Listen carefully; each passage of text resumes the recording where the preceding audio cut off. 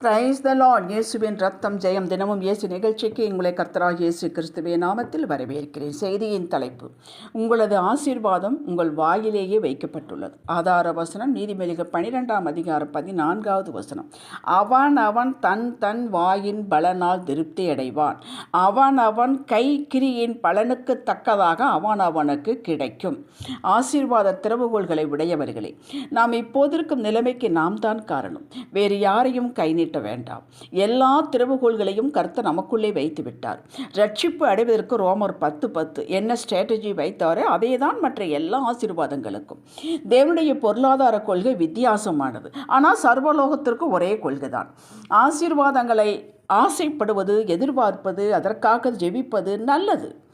ஆனால் அதன் பின் என்ன நடத்துகிறோம், பேசுகிறோம், செய்கிறோம் என்பதில் தான் கர்த்தர் கவனமாக இருக்கிறார்.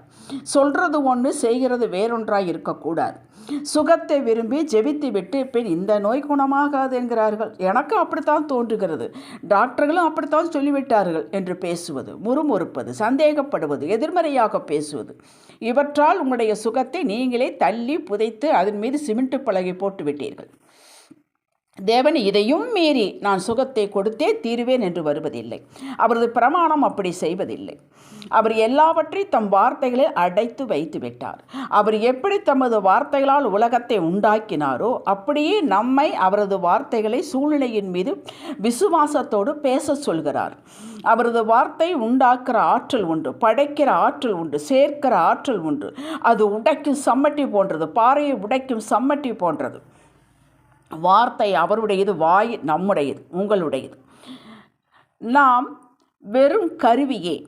அவருடைய வார்த்தைகளை தேடி கண்டுபிடித்து சுகம் வேண்டுமா, செழிப்பு வேண்டுமா, உயர்வு வேண்டுமா, மேன்மை, அதிசயம், அற்புதம், சமாதானம், விவேகம், ஞானம், ப்ரமோஷன் ஏதோ வேண்டுமோ அதற்குண்டான வார்த்தை எடுத்து விசுவாசம் என்ற வில்லில் தொடுத்து குறி பார்த்து எய்து கொண்டே இருக்க வேண்டும். எலியா அவன் நிலையிலேயே நின்றான் என்று வேதத்தில் வாசிக்கிறோம். இதன் பொருள் என்ன? நான் ஜெபிப்பேன், ஜெபித்து கொண்டே இருப்பேன், அடையும் வரை இதை விடமாட்டேன் என்று இருந்தான். கையளவு மேகம் காணும் வரை ஜெபித்து கொண்டே இருந்தான். அதற்கப்புறம் சொன்னான், பெரும் மழை பெய்ய போகிறது. அப்படியே நடந்தது. நாமும் நம்முடைய விசுவாச ஜெபம் எதிர்பார்ப்பு நிலையிலேயே இருக்க வேண்டும். சூழ்நிலைகள் நம்மை சந்தேகப்பட வைக்கும், விட்டுவிடச் சொல்லும். இல்லை, நான் பெற்றுக்கொள்வேன், என்னுடைய இந்த பற்றாக்குறை மாறும், என் வீட்டில் செழிப்பு உண்டாகும், என் பிள்ளைகள் மனம் திரும்புவார்கள், எல்லாம் ஒற்றுமையாக இருப்பார்கள், உன் பிள்ளைகள் பந்தியை சுற்றிலும் ஒலிவ மர கன்றுகள் இருப்பார்கள் என்றல்லவா ஆண்டவருடைய வார்த்தை சொல்லுகிறது. அவர் இதை சொல்லிவிட்டு வேறொன்றை நடத்துவாரா? இல்லை. நான் வார்த்தை இறுக பிடித்து கொண்டேன், அது நிறைவேறியே தீரும், அதுவரை விட மாட்டேன். எனக்கு என்று கொடுத்த இடத்தில் வீடு கட்டுவேன், நான் கடன் வாங்க மாட்டேன், நான் இந்த மருந்து மாத்திரைகளை பிழைப்பதில்லை, தேவனுடைய வாயிலிருந்து புறப்படுகிற வார்த்தையால் பிழைப்பேன் என்று சாதகமற்ற சூழ்நிலையாயிருக்கும் போதும் பேச வேண்டும். இது தேவனை மகிமைப்படுத்துதலாகும். அவர் உங்கள் விசுவாசத்தை கனப்படுத்தியே தீருவார்.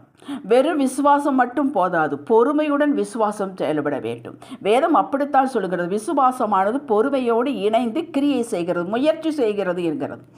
1 ராஜாக்கள் 8:15 சாலமோன் சொல்கிறான், அவர் என் தகப்பனாகிய தாவீதுக்கு தம்முடைய வாக்கினால் சொன்னதை தம்முடைய கரத்தினால் நிறைவேற்றினார். 1 ராஜாக்கள் 8:24 பேசுகிறான்.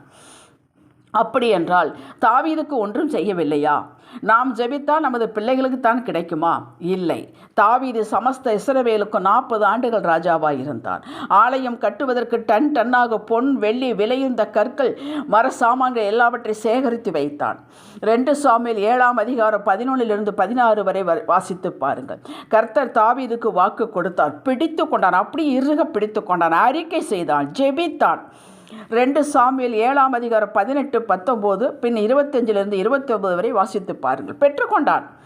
வம்சம் ஆசீர்வதிக்கப்பட்டது. நமக்கு வேதத்தில் அத்தனை வாக்குகளும் யார் யாருக்கு சொல்லப்பட்டிருந்தால், எந்த சூழ்நிலையில் பேசப்பட்டிருந்தால் அவைகள் எல்லாம் நமக்கு சொல்லப்பட்டவைகளே. ஆபிரகாமின் ஆசீர்வாதம் நமக்கு உரியவைகளே. எடுத்துக்கொள்ள வேண்டும், பேச வேண்டும். வேதம் நம்மளை இப்படி உற்சாகப்படுத்துகிறது. வாரம் ஞாயிற்றுக்கிழமை ஆலயம் செல்கிறோம், ஜெபிக்கிறோம், காணிக்கை செலுத்துகிறோம். ஆனால் நமது வாயின் அறிக்கை எப்படி இருக்கிறது? கவனியுங்கள். எப்போவுமே ஒரு சோகம். இப்படி இருந்தால் நாம் விசுவாசிக்கிறோம் என்று சொல்வது பொய்யாகிவிடுகிறது. இன்றிலிருந்து உங்களை சிந்தனையை மாற்றுங்கள். சிந்தனையில் தான் பிரச்சனை. நீதிமொழி 23:7 சொல்கிறது, அவன் இருதயத்தின் நினைவு எப்படியோ அப்படியே அவன் இருக்கிறான். கேட்டீர்களா? வேத வார்த்தையின்படி ஆவேன் என்று சிந்தியுங்கள், அதையே பேசுங்கள், வார்த்தை அறிக்கையிடுங்கள், எதிர்பார்த்திருங்கள். இவைகள் உண்மையாக இருக்கும் பட்சத்தில் நீங்கள் சோகமாக சோர்ந்து பலவீனமாக இருக்க மாட்டீர்கள். இதை நாம் தான் செய்ய வேண்டும்.